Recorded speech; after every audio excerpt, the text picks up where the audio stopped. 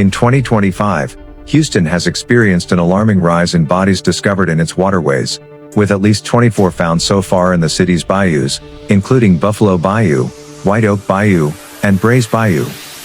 The unsettling number has sparked widespread speculation about the possible existence of a so-called Bayou Body Serial Killer. However, officials have repeatedly denied that any evidence supports this theory. According to the Houston Police Department and Mayor John Whitmire, while the deaths are tragic, investigators have found no conclusive forensic links connecting the cases. Many of the deceased, they say, were victims of accidents, substance abuse, or exposure rather than homicide. Despite these assurances, unease remains high among residents and independent investigators. The sheer number of bodies, nearly triple what was recorded in 2023, has led to comparisons with historical serial murder cases in the region. Some former detectives have publicly cautioned that officials might be dismissing potential connections too quickly. They note that several of the bodies were recovered in quick succession, sometimes only days apart, and all were found in similar locations: Houston's murky, slow-moving waterways. Water environments make investigations notoriously difficult, as decomposition sets in rapidly and crucial forensic evidence often washes away. Private investigators have pointed out additional reasons for skepticism. Some victims showed no clear signs of trauma or intoxication, which complicates the accidental drowning explanation. Moreover, a few of the recoveries occurred in areas known for their transient populations, raising the question of whether vulnerable individuals might be being targeted. Yet, city officials maintain that the diversity among victims, spanning a wide range of ages, backgrounds, and both sexes, suggests no common profile or pattern typical of serial killer behavior. Authorities' caution stems in part from Houston's long history with bayou deaths and previous media frenzies over supposed serial killers. The pattern evokes comparisons to infamous cases in nearby Louisiana, such as Ronald Dominique, the Bayou Strangler, who murdered at least 23 men, and the unsolved Jeff Davis 8 case, in which 8 women were found dead in swamps and canals between 2005 and 2009.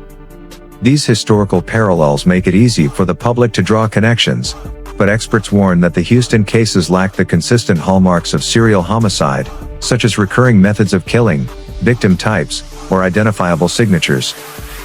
Still, the question lingers: could one or more killers be using Houston's waterways as a dumping ground, just as others have done in the past? At this stage, there is no hard proof, but the cluster of deaths is too large and too specific to ignore. Forensic work remains ongoing, and many causes of death are still listed as undetermined. Until those results are complete, speculation will continue to fill the void. The situation also reveals the delicate balance between public concern and official caution. If the deaths are accidents, then prevention efforts should focus on improving water safety, outreach for the homeless, and addressing substance abuse. But if there is even a small chance that foul play is involved, Houston faces a very different problem, one that demands greater transparency, interagency cooperation, and perhaps a dedicated task force. For now, the Bayou Body story sits at an uneasy crossroads, a mystery that could either expose deep social failings or unveil one of the most elusive killers the city has ever known. As of late October 2025, 29 bodies have been recovered from Houston's interconnected bayous, including Buffalo, Brays, White Oak, Sims, and Hunting Bayou, in what has become one of the most unsettling local mysteries in recent memory. The victims range widely in age, background, and circumstance, and the diversity within that group has made it difficult for investigators to establish any coherent pattern or confirm the existence of a serial killer. Most of the victims are men, generally between their mid-20s and late 50s, though the full age range extends from a 14-year-old girl, Shannon Davis, to several elderly individuals such as Juan Garcia Laredo, aged 69. Only a handful are women, and among those, one case in particular, 20-year-old university student Jade McKissick, has drawn public attention because it contradicts the prevailing assumption that the victims are primarily transient or unhoused men. McKissick's body was found in Brays Bayou in mid-September 2025 with no visible injuries, and her death remains undetermined. Similarly, Latricia Amos, aged 57, was recovered from the same bayou in August, also with no clear cause of death released. Ethnically, Local and Spanish language reporting indicates a roughly even distribution among Black, Hispanic, and white victims, with a slight majority being Black men from lower income or unstable housing backgrounds. The broader set includes laborers, service workers, and several individuals whose last known addresses were homeless encampments near the bayous. This demographic overlap has fueled speculation that socioeconomic vulnerability, rather than shared acquaintance or targeted victim type, is the main link between the cases. Geographically, the deaths are spread across the city's major water corridors, though several areas repeat frequently. Buffalo Bayou, which runs through downtown and the East End, accounts for nearly half of the total bodies found. Bray's Bayou follows with a high concentration of cases in its southern and eastern stretches. White Oak Bayou and Hunting Bayou make up most of the remainder, each associated with smaller clusters. Investigators note that these waterways are interconnected drainage channels.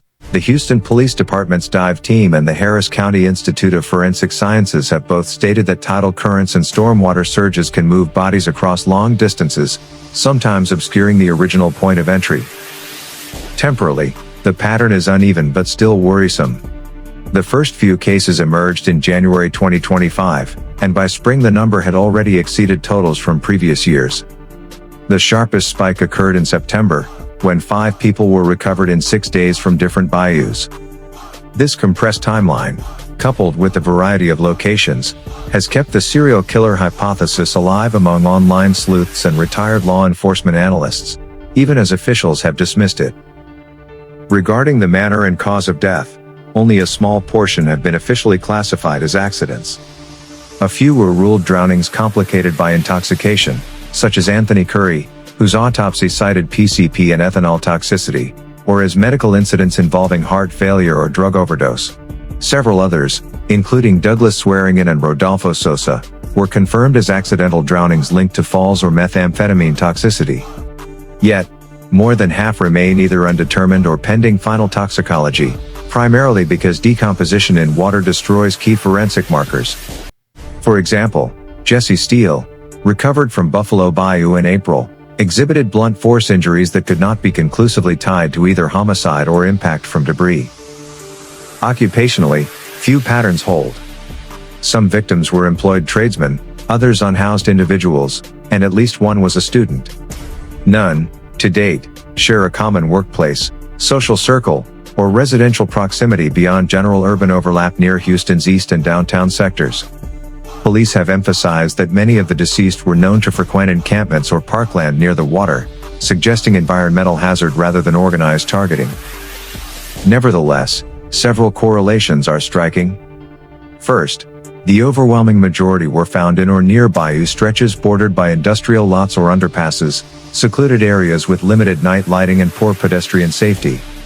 Second, the clustering of recoveries after heavy rainfall events suggests a possible environmental trigger, where strong currents expose previously submerged bodies.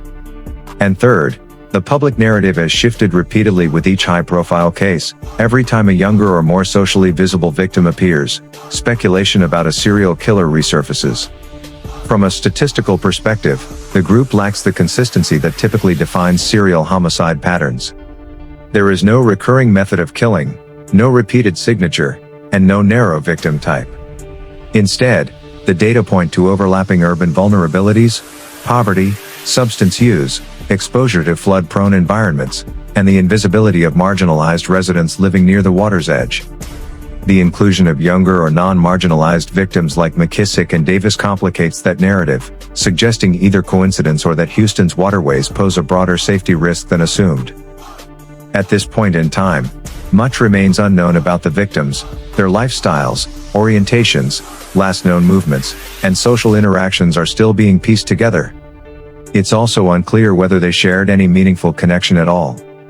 What is clear, however, is that even though deaths in Houston's bayous are not unprecedented, the scale seen this year is unlike anything before. 29 bodies recovered in a single year is without parallel. While authorities and experts have largely dismissed the theory of a serial killer, the possibility cannot be completely ruled out.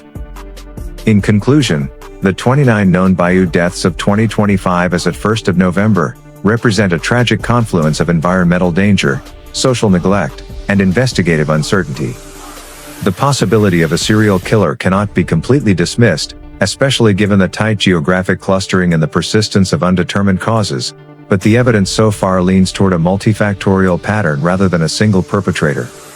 Until the remaining autopsies and toxicology results are finalized, the mystery remains suspended between accident and intent, a grim reflection of how life and death can intersect in the shadows of Houston's sprawling waterways.